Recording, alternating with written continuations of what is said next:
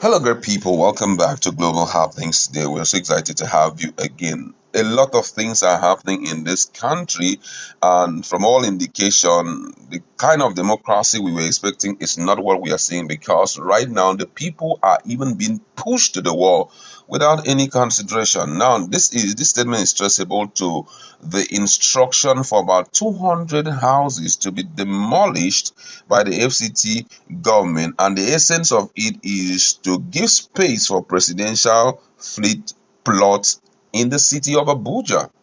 And the Labour Party former presidential aspirant Peter Obi have decided to react to this. I'm going to give you full details of what the whole plan is and the community that is affected in Abuja and what Peter Obi had to say about it.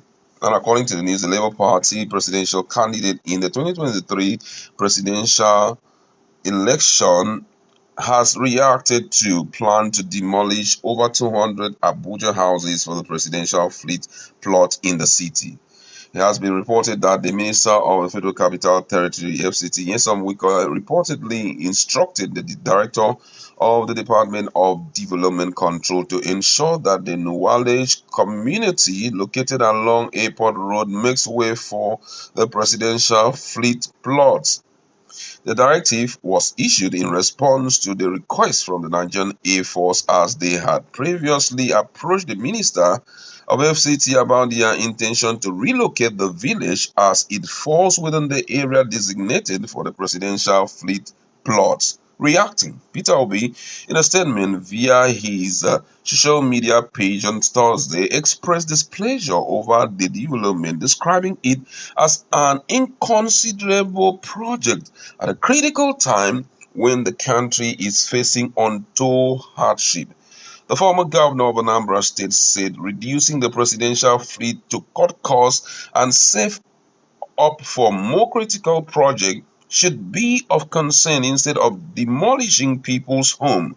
Peter Obi further urged the administration of President Bola Tinubu to reconsider the project and ensure that Nigerians are not rendered homeless for the sake of an unproductive presidential fleet. Let me read what he said. He said, I am shocked by the recent report of the planned demolition of over 200 houses in the Noalej community in Abuja to make way for the presidential fleet. I am again pained. We are embarking on such an inconsiderate project at this critical time when the country is going through untold hardship. I would like to reiterate that at this time, our preoccupation should be how to do away with the presidential fleet or reduce it to the minimum to cut costs and save up for the more critical project to help the people instead of demolishing people's homes. A country where the World Bank announced that over 100 million citizens are being pushed into poverty should not at this time be sending hundreds of people into homelessness to accommodate the presidential fleet of luxury aircraft. We need to focus instead on how to lessen the pains and suffering of poor people. We cannot continue to encourage those who have kept us suffering to enjoy luxurious lifestyle far beyond our legitimate means. A democratically elected people-oriented government must always care for the people above itself.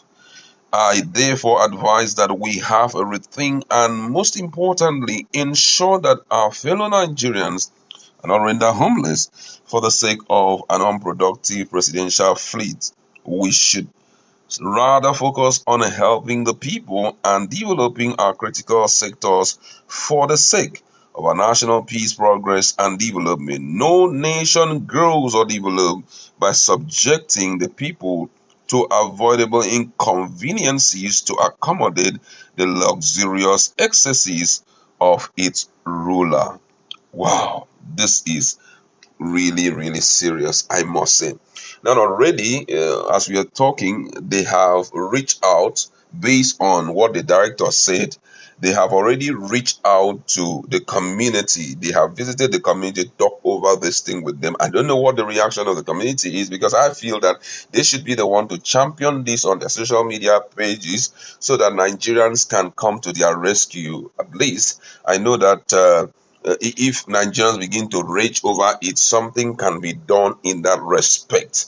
Now, they met the people, and they said that actually the plot is meant to be used for to expand the presidential fleet. And the big question is how productive and how investment related is this expansion of a presidential fleet. The real character of this government is every day showcasing its face, and daily we're walking into it. If you check our previous post, you will see what happened during the period of Fubara being invited to Aso Rock to sign a particular document, and this was coming from one of the witnesses who is an ex-commissioner in Rivers State. He was the one that briefed Nigerians, Dr. David Briggs. He was the one that informed Nigerians, and everybody was like, wow, what kind of thing is that? And here we are with another thing that is unthinkable. Now, the country is facing untold hardship. Nigerians are passing through a lot. Housing as a whole has been an issue for Nigerians. So, whatever that should be done should be towards, especially if that community already they have built their this thing and they are enjoying themselves there and it's their land. The issue of expanding presidential fleet should not be a consideration, because the president has never for one tell Nigerians that when he wants to land, he will go to his own homeland to land or whatever. But I mean, at this time when it seems that everyone is expecting a huge change in terms of decision making, the government is thinking of demolishing 200 houses of innocent Nigerians. Where do you want them to go to? I feel that if they will have to do, if it is so compulsory that this plot must be acquired by the government, then it's good to know the for sale value of the houses they're about to demolish, and then reasonable compensation paid to those people so that they can go acquire another land and build their houses. I mean, government waking up with this kind of stringent measures, which is totally unproductive to Nigerians, is what talking about. I don't know if these guys would not hit the street to just register their displeasure, because already this statement, I mean, drives home a lot of thought. Most of the people who are unfortunately going to be affected, some of them, their home is their last hope. They don't have any hope anywhere again. And you want to strip them of the only thing that makes them human.